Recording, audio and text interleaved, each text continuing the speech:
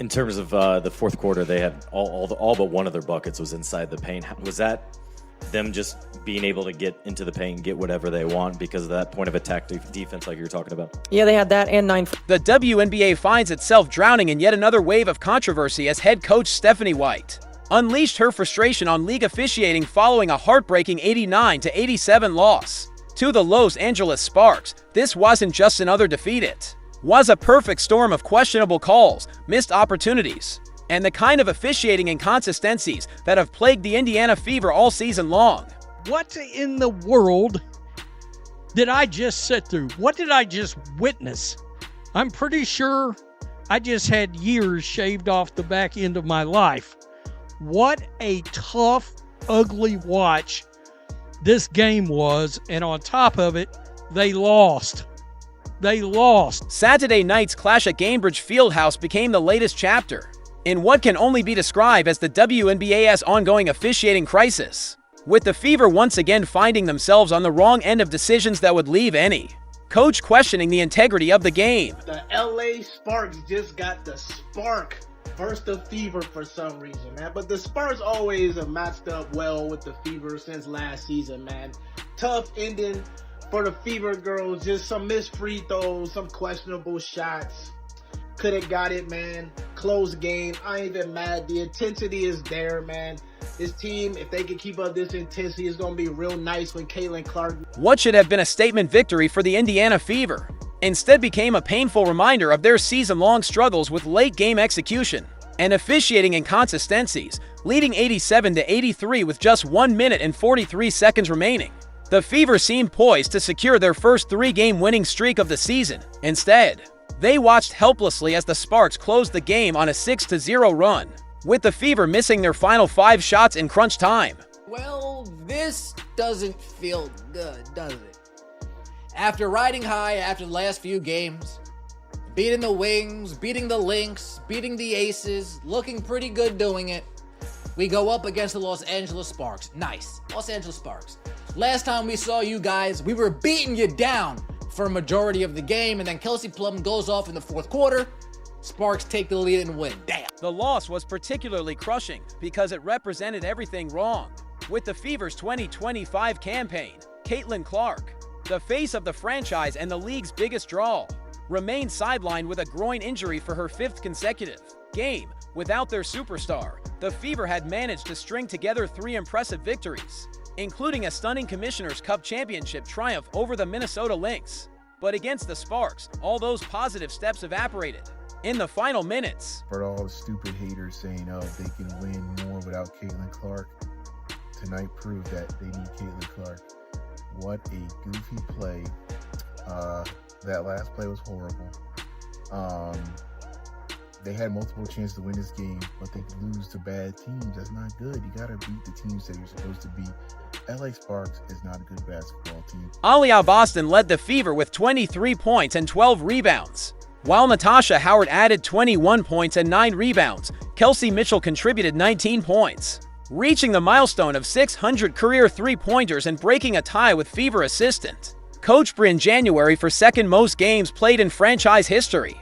Despite these strong individual performances, the team's inability to close out games continued to haunt them. But Kelsey Mitchell's got it going, and she's been brilliant recently, and Aliyah Boston continues to have an awesome season. And I love the physicality that Aliyah Boston is showing, but they weren't able to get it done down the stretch again. If you're enjoying this breakdown, please hit that like button, subscribe to Courtside Legends, and drop your thoughts in the comments.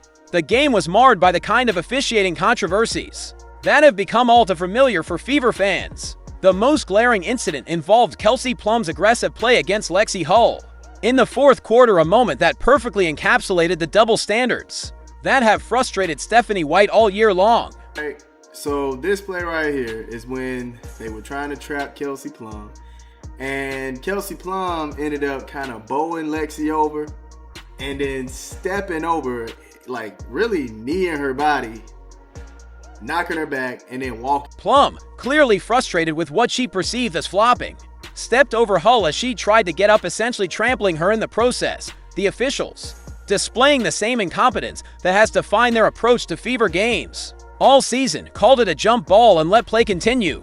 The incident was so egregious that even casual fans expected a penalty. Plum was later caught on camera yelling at officials, but received no punishment. The contrast with how the league has treated similar incidents involving Fever players throughout the season was stark and revealing. How she cuss out refs. Look at her. She was saying she flopped. She really flopped. I think she said she effing flopped. That's a effing flop. That's basically what she said right there. Kelsey Plum, man. Kelsey Plum. Yeah, she got away with murder on that one, man. She got away with murder on this one.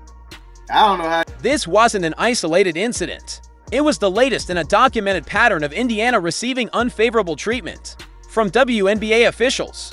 Stephanie White has been forced to burn timeouts and challenges on calls so blatantly wrong they bordered on absurd. Earlier this season, White was fined after criticizing officiating following controversial losses to the New York Liberty and Washington Mystics. Her comments about the egregious treatment of her team and the disrespect from officials reflect frustrations that have only intensified. Sydney Colson, man, shout out to her, dog. I can't overlook her. 6 points, 5 assists, 2 rebounds with that intelligent block. Like it. 2 of 4 from the floor and then 2 of 3 from the 3. I mean, she was shooting like she was the scorer of the team. She put on her airy bag tonight. The most frustrating aspect for White and her staff has been the inconsistency in how physical play is officiated.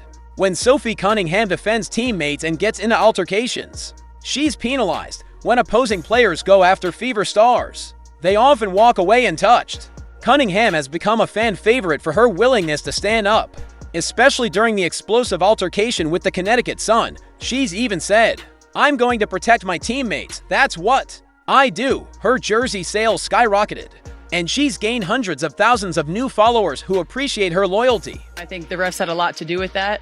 It was a build-up for a couple of years now of them just not protecting, the star player of the WNBA. And so at the end of the day, I'm going to protect my teammates. That's what I do. And I'm a team player, so it's all good. In Saturday's game against the Sparks, Cunningham found herself in another physical moment, this time with Julie Vanloo. Vanloo appeared to grab Cunningham around the neck during a scramble for a loose ball, but both players handled it with maturity, walking away with smiles. It was a moment that showed Cunningham's character and understanding of true competition. Meanwhile, Caitlin Clark's absence looms large. White continues to be cautious with her return, emphasizing that they want her 100% healthy and aren't rushing her back. A disaster. This was a disaster. The Indiana Fever cannot keep losing to teams like the LA Sparks if they're supposed to be a good team. And Rickea Jackson, she just flat abused the Fever in the last 3 minutes of the game. Seriously, what? Clark's absence has exposed both the strengths and weaknesses of the Fever roster. Yes, they won 3 straight without her, including big wins over Minnesota and Las Vegas.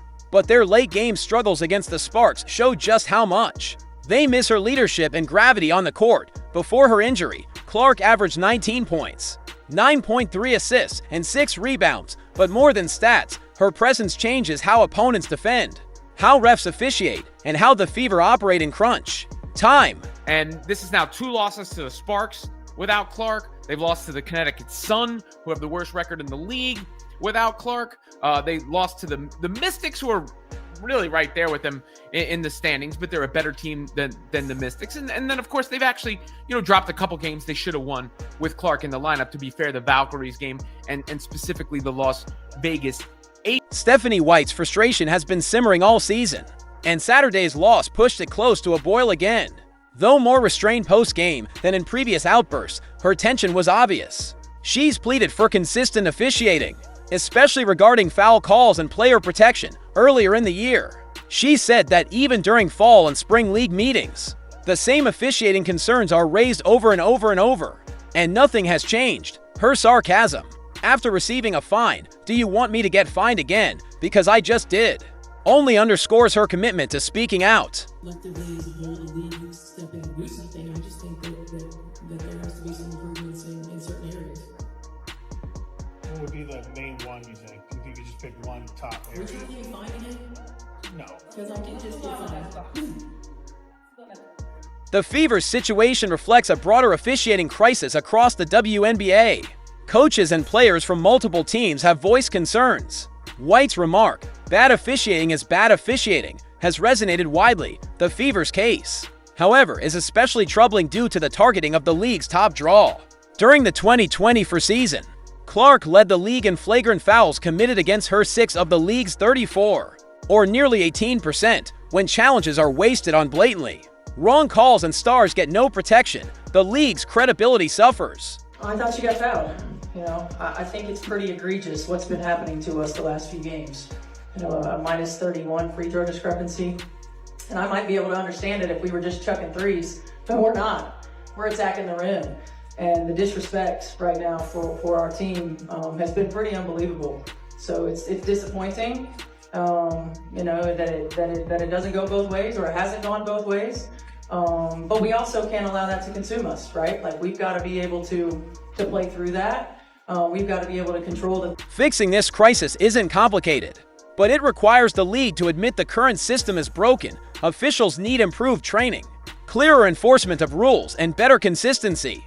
Protecting stars like Caitlin Clark isn't favoritism, it's smart for business and for the future of the league. Stephanie White's advocacy, even at the cost of fines, is admirable. Her voice matters. The Indiana Fever have battled through adversity, injuries, and inconsistent officiating, but they've stayed resilient. All that this team is better without Caitlin Clark. Let's put that to bed now.